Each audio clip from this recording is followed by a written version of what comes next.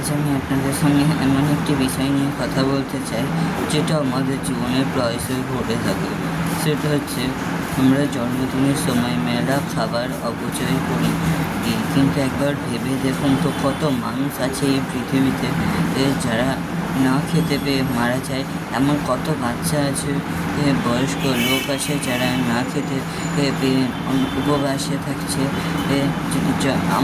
চলুন আজ থেকে আমরা শপথ নিই এবং বলি যে আমরা প্রতিটি জন্মদিনে দুস্থ এবং দরিদ্র মানুষদের বেঁচে যাওয়া খাবার দিয়ে তাদের সাহায্য করব।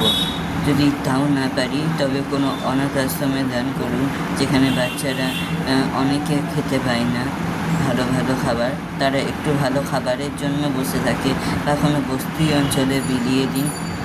যদি খাবার বেঁচে যায়, তবে দয়া করে কেউ খাবার নষ্ট করবেন না।